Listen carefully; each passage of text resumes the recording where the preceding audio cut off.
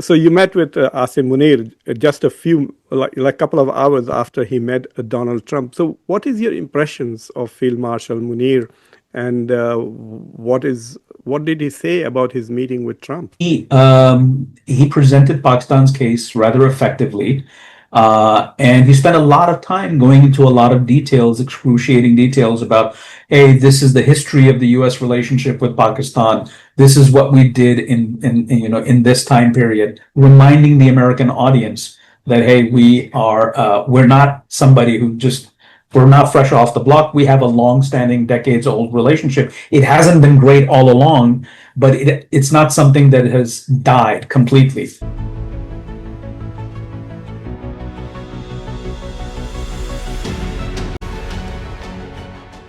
Welcome to Conversations. I'm Muqtadar Khan, your host, and today I have a very important guest with me, Dr. Kamran Bukhari, who is a director with the New Lines Institute. He is very well known for his expertise in geopolitics of South Asia, Central Asia, and also the Middle East. He's a very prominent think tanker in the Washington, D.C.'s policy community, and he has been on this show in the past. So those who are regular viewers of Conversation, Kamran Bukhari is not new to them. Kamran, welcome to Conversations.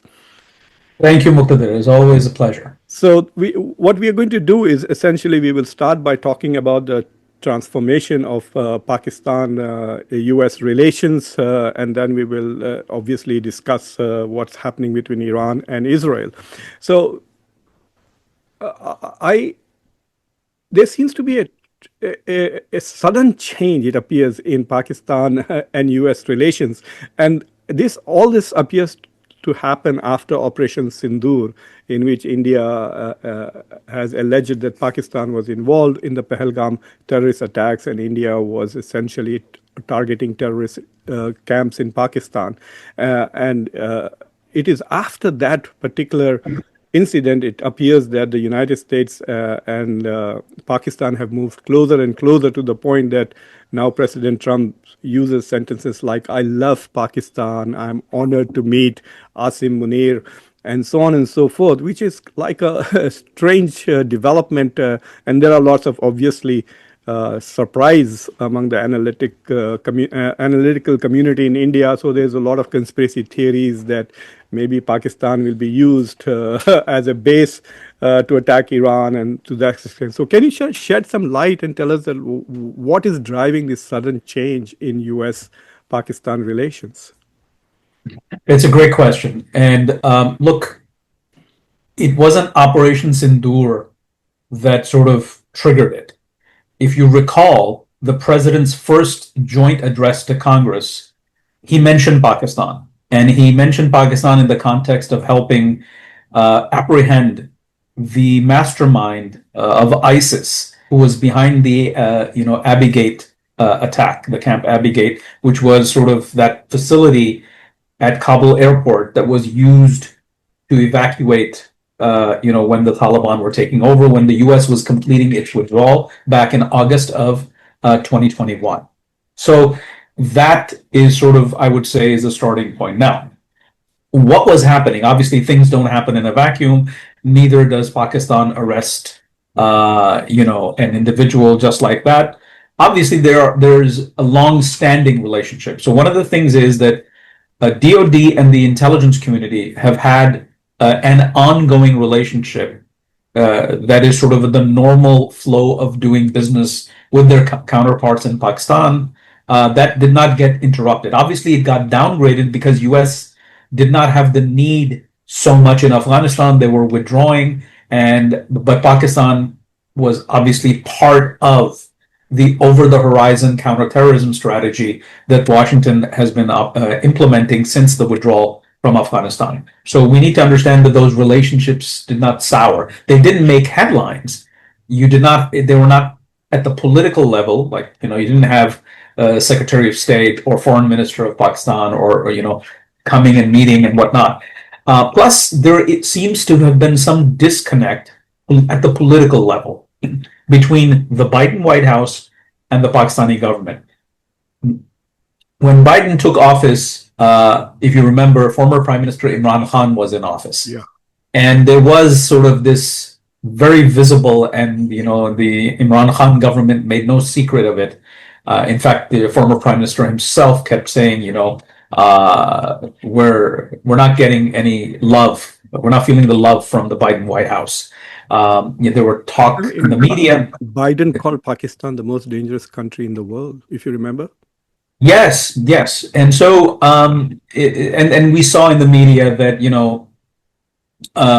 why is the Biden not taking any call from Imran Khan, or why isn't Biden calling? He's talking to everybody else. So that was in the media, but obviously what is in the media is a reflection of what may be happening behind the scenes. So what was happening behind the scenes was, as you put it, there was sort of this disconnect between Islamabad and Washington at the level of the White House and the NSC. It was, and the Biden White House was very much in keeping with the whole, and this is a bipartisan view until Trump came, is that Pakistan was seen through the lens of Afghanistan and the serious crises that have happened over the years during that partnership during the war on terror, where Pakistan was an ally but was not really trusted. Bin Laden was found. 24 Pakistani soldiers later that year were killed in a US gunship helicopter airstrike on Pakistan, and so on and so forth. So for the longest time, they were sort of, okay, Pakistan is a troubled state. We can't do a whole lot of business with them. We'll continue to do as much counterterrorism as possible, but we are shifting gears and we're going to have a strategic partnership with India. And that is because we need an ally in the region as our great power competition with China heats up. So that was the paradigm. This president is very different. Go ahead. No, so one of the points that you're trying to make is that the Pakistan's utility as a counterterrorism partner did not diminish.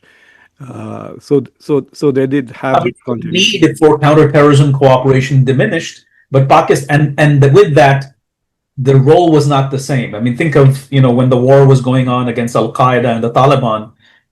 Obviously there was a need for a greater partnership, a bigger one in magnitude scale. So if you remember Kurilla's testimony, in which he actually says that Pakistan is a phenomenal counterterrorism partner, and actually lists all the ISIS people that Pakistan has killed, not only on its own, but actually with deficient intelligence from the US. So the US didn't just say, okay, here's a target, hit them, saying we don't like these people, and so Pakistan found them and took them out. But what I would like to know from you is that clearly Imran Khan's posture, rhetoric was very anti-West before he got elected, and even after he became prime minister. He collaborated, if you remember, with Mahathir Mohamad and Erdogan to try to create some kind of an Qatar. Yeah. So and even annoyed the Saudis as well as the Chinese. Exactly. So during that time, did the politics of Imran Khan impact the military to military relations between the US and Pakistan? I would say no, but what I would add is that posture by the former prime minister towards the United States, towards long-standing allies like Saudi Arabia, and enhancing ties with Turkey and Malaysia and Qatar, and even reaching out to Iran. That kind of geopolitics was not liked by the military establishment, and it was one of the key issues that shaped the decision ultimately of former Army Chief General Bajwa to part ways with Imran Khan, to abandon him and no longer support him, which led to the vote of no confidence on April 9th, 2022, and his ouster from power. So I must confess that I actually read more stuff coming out of India than out of Pakistan. The sheer volume of stuff that is put out strategically from India is much larger. So while I was listening to Kurilla, the General Kurilla's testimony, and then later watching how Asim Munir was invited to the White House, it occurred to me that perhaps the Indian establishment, Indian diplomatic establishment, and also the security establishment simply assume that just as Pakistan government to government relationship was declining, the same must be true in every domain, right? And so they come here with Shashi Tharoor's delegation to basically paint Pakistan as a sponsor of terrorism, as a terrorist state. No, India now doesn't make any distinction between war or terrorism. But suddenly they are hit by this emerging cooperation between the White House and Asim Munir, and I realized that I think perhaps India was blindsided. They didn't realize that the military to military relations between Pakistan and the U.S. are independent of, I think, White House to Islamabad. So, absolutely, great point, and let me try to explain that as follows. There are two things happening, and both are connected. So let me talk about the driver of it and then, the outcome. So the driver is the world has shifted. There a lot has happened. Russia was exposed as a weak power in the war against Ukraine. I mean, we thought it was game over. I'm sure you recall those days when you and I and others were talking about it'll take 1 week and Ukraine is gone. That 1 week hasn't come. We're 3.5 years out. And so Russia's weakness is clear. Then on top of that, the Chinese economic downturn has become very apparent that China isn't the power that, in the West that is made out to be, that it has sort of plateaued. And it's clear from sort of, the growth rate of the economy, the housing market crisis, and so on and so forth. I mean, we can get into those details, but suffice to say that there is that reality. Then there is a reality inside the United States. That is that for the longest time, multiple administrations have been telling our European partners that the American public appetite to continue to support and underwrite security is waning. And there will come a time where it will be politically difficult for any president to actually come out and say, okay, we're going to continue with business as usual. The reason why the Biden administration lost the election and the reason why they were overwhelmed by the Ukraine war and whatever they were doing was not popular amongst a large segment, both on the left and the right, is because the American public mood has shifted. That why should we be the global cop when there are needs at home? And quite frankly, if you just think about it, strategically, this role of the United States being sort of the superpower and directly doing the heavy lifting was something that was due to the necessity of World War I and then specifically World War II. Nowhere did the United States say, okay, we're going to do this ad infinitum. This is going to be the case forever. So those things have created a shift. Now, Donald Trump, we can say many things about him, but he read the tea leaves, if you will. He understood the public sentiment. He understood that the system by which the United States was managing the world does not work. So how does this translate into a better relations? How does this translate into Asim Munir getting? Ayub Khan did not get that, right? Even like because Ayub Khan came at the height of the the Cold War. Yeah, that's why this current moment needs to be understood. So what happened is, this is the same United States that went and did regime change in Afghanistan after 9/11, only to 20 years later say, Taliban, it's yours, you can have it. Yeah. If essentially, the war on terror became less of a priority for the United States because of technology, because of just sheer political learning that you don't need to wage wars. You can do special forces operations, you can do drones, you can do intelligence operations. You don't need to wage war. So now, this is something that I think the Indian political elite missed, is that this shift. They thought that Donald Trump, we have a good relationship with him. There was the Howdy Modi, thing in Houston and whatnot. So we have a good relationship. And so they expected a certain thing from Donald Trump. Donald Trump wanted to disengage in his first term. He couldn't because he didn't have the team. And he had a lot of people working for him who were still wedded to the old ways of doing things. So when Pahalgam happened, the Indian assumption was, of course, the United States will support us. They waged a war on terror. They are still opposed to ISIS's of this world and Al Qaeda, and they don't look at Pakistan very favorably. And they don't. They see the connections because of what happened in Mumbai in 2008 between the global jihadi movement and Lashkar-e-Tayyiba and so on and so forth. So that was sort of the working assumption there. I think what happened was that because the vice president, J.D. Vance, was on the ground in India when Pahalgam happened. And so, from what I can discern, is that they didn't get sort of that kind of response or verbal support. My view is that the vice president likely told Indian officials that whom he met with that, look, this isn't new. This has been happening forever. Every few years there's a terrorist attack. And quite frankly, this can be managed through like a law enforcement mechanism or intelligence operation. You really don't need to go to war. And quite frankly, we want you to play in a bigger league with us in terms of the competition with China. Pakistan is a distraction. We not only want you to become sort of a big military power, we also want you to become an alternative for manufacturing that we're trying to redirect from China to India. And unfortunately, I think that from New Delhi's point of view, they were caught up in the moment. And they basically said, no, no, no, we want to do that. Yes, we want to do that, but we cannot allow this to happen as well. And so they went ahead thinking that, if they do it, that, the United States will just sort of say, okay, fine. Just as how Israel does things and the United States sort of says, okay, we understand. Okay, we're not going to come and join it, but we understand.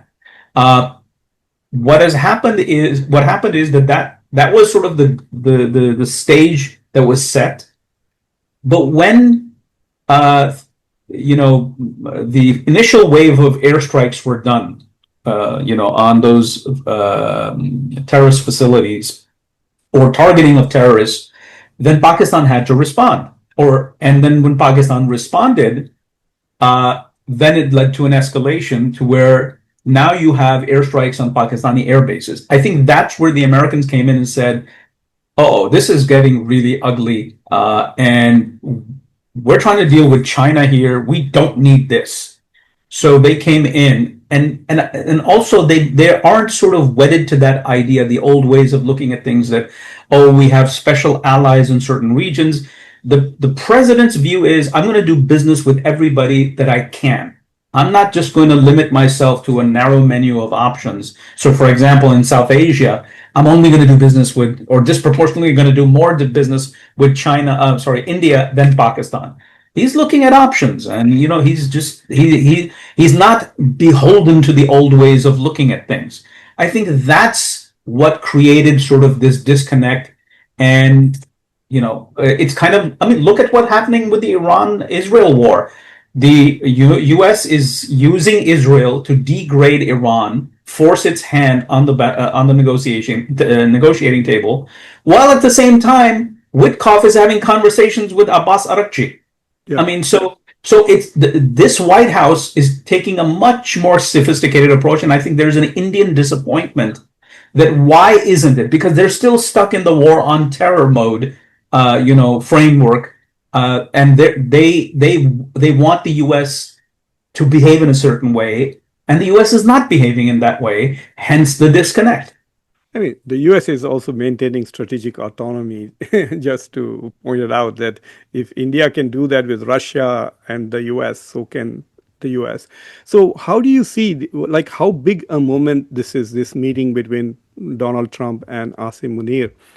What is it? How is it going to change, let's say, the fortunes of Pakistan or U.S.-Pakistan relations? What's going to be new going forward as opposed to, say, 3 months ago? And how will it also affect the U.S. relations with India? Look, I think that this White House wants to like I said, wants to maintain relationships with everybody. If you look at the Middle East, the president said, "I'm going to work with Saudi Arabia, and I'm going to work with Turkey. I'm going to cut a deal with Iran. I don't want them to have nukes. We're going to defend Israel." So there are multiple array of relationships. Look at what's happening in Europe. I'm going to have a deal, and I want a détente with Russia if I can get one. I'm not giving up on Ukraine, but I need to steer this thing away from conflict. We're not abandoning Europe. We just want Europe to do the heavy lifting and not us. And so multiple relationships. You look at, what's happening in China. The United States wants, all its allies in the Western Pacific to align against China. But at the same time, he's being critical of Japan for, on tariffs and whatnot.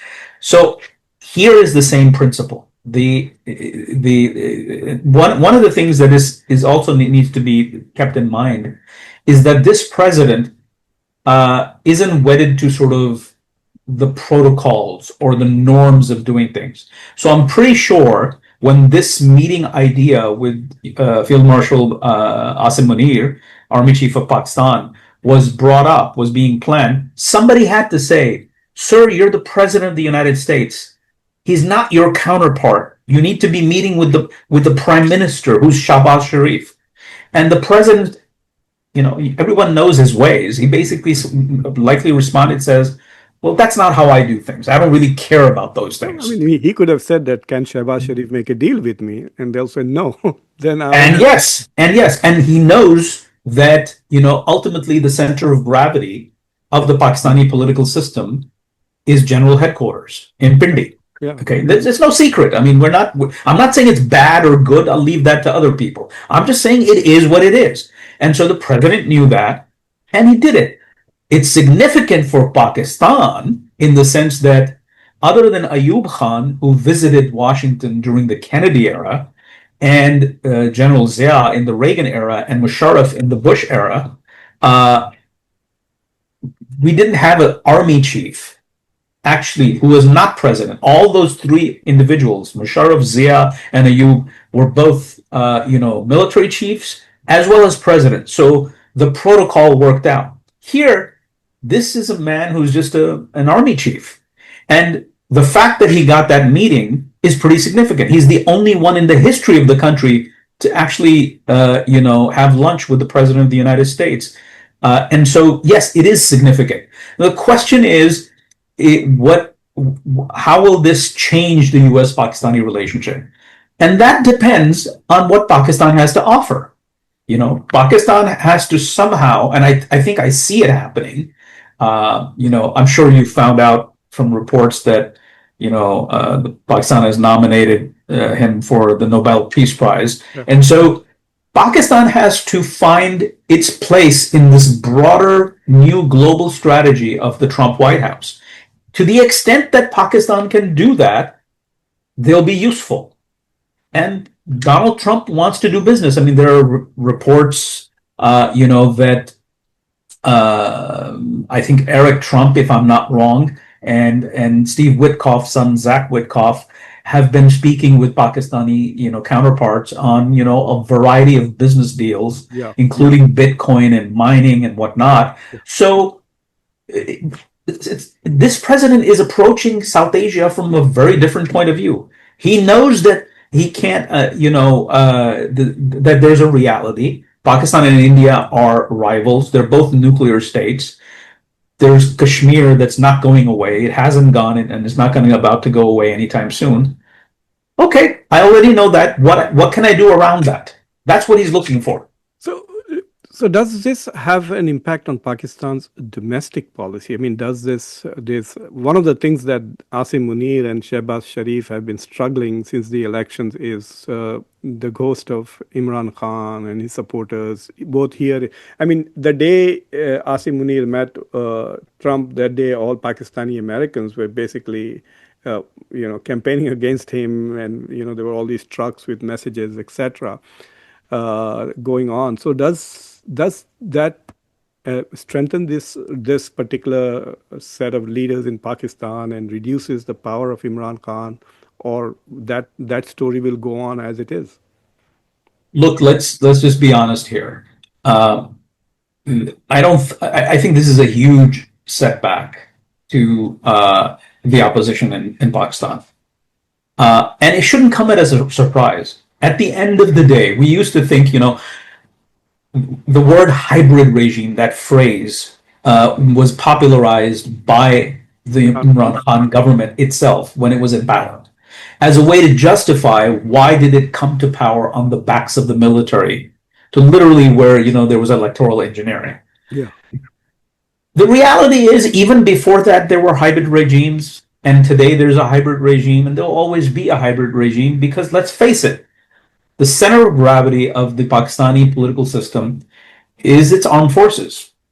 And the political parties have a role, a non-trivial role, but they're not in the driver's seat, let's be honest.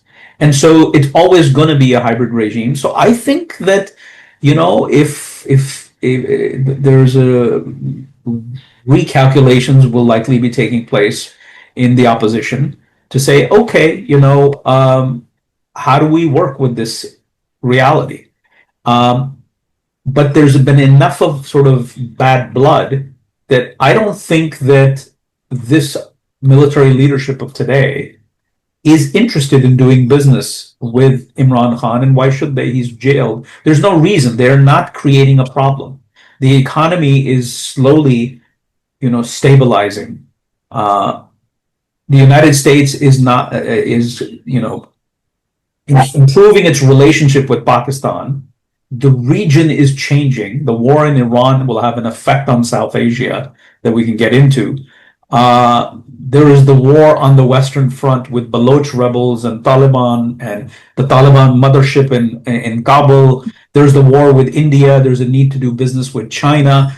I mean, what can the opposition do? I mean, these things seem to be managed for now, and the things are looking on the upswing, if you will. One thing I noticed is that India seems to be able to maintain message discipline on diplomatic issues pretty consistently.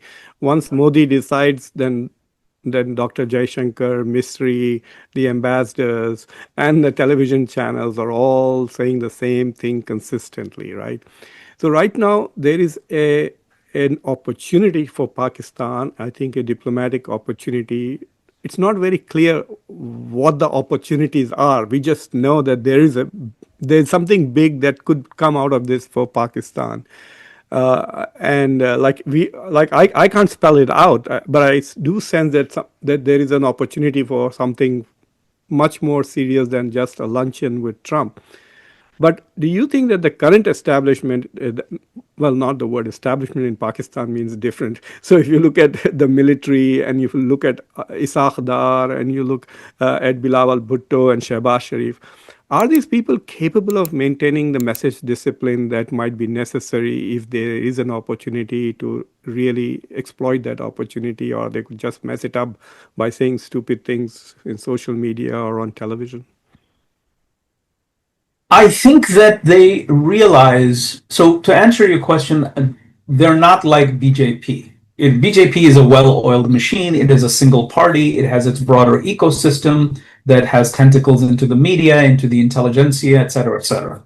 So it's not at that level. Because at the end of the day, this is a coalition setup. Yeah. Because it's not one party. All of the parties combined didn't get enough votes in the 2024 election.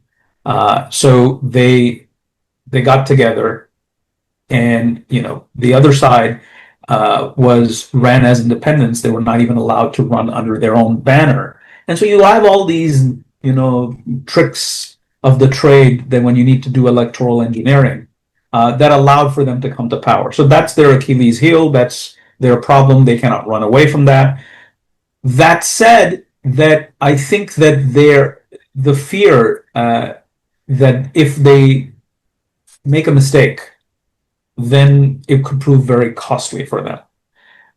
At the end of the day, this military establishment, I think, is done with sort of idealism. There was this idealism that they're going to be Imran Khan. He's not going to be from the dynastical politics. There's the middle class. There's this whole PT guy ecosystem. And this is the first time that we're going to have a political party that is on the same page, quote unquote, the same page as the military establishment. Well, guess what? That didn't work out. Okay.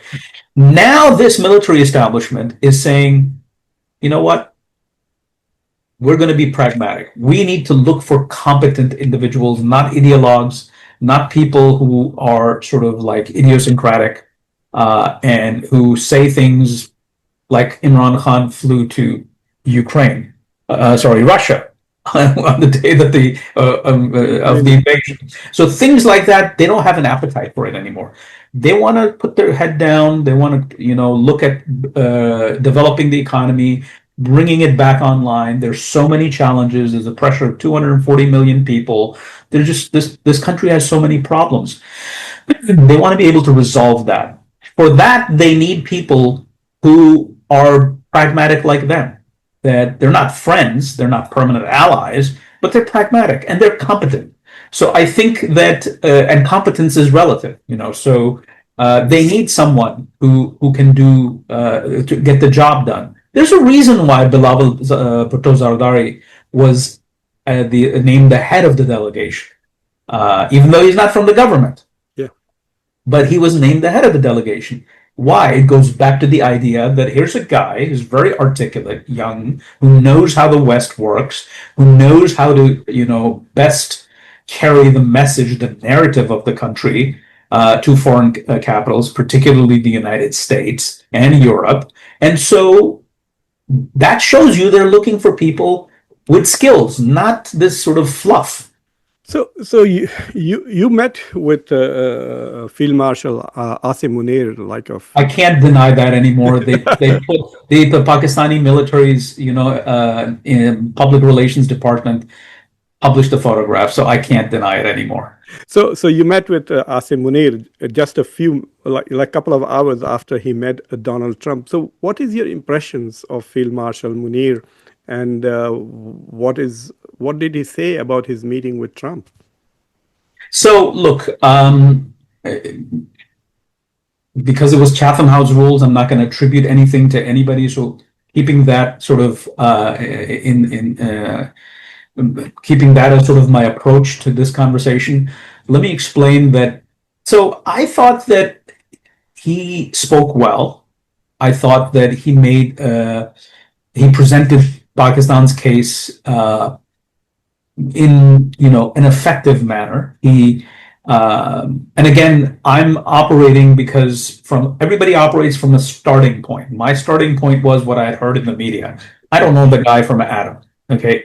So I had never heard him speak before. I saw glimpses of his speech to the expatriate community, the diaspora that was visiting Pakistan. But this presentation, I thought he did his homework. I thought he offered a very nuanced take of his position. Do we agree with everything that is being said? No, of course not. But I thought that he presented Pakistan's case rather effectively. And he spent a lot of time going into a lot of details, excruciating details about, hey, this is the history of the U.S. relationship with Pakistan. This is what we did in this time period, reminding the American audience that, hey, we're not somebody we're not fresh off the block. We have a long-standing, decades-old relationship. It hasn't been great all along, but it's not something that has died completely. So we're not operating. And he basically said, look, we don't want a fight, which is something that Pakistani officials have repeated since Operation Sindoor, but this is dangerous. He presented Pakistan's case on the Indus Waters Treaty. It's well known. Pakistan sees it as an act of war if the waters are actually there's right now the treaty is being held in abeyance by India, but they haven't acted on it. And so they haven't stopped the waters from flowing. And so there was that he talked about. But he spent most of the time talking about, Pakistan has. He acknowledged Pakistan's problems, the radicalization, the generational radicalization that happened. And he essentially said, look, this is something we're trying to get a handle on.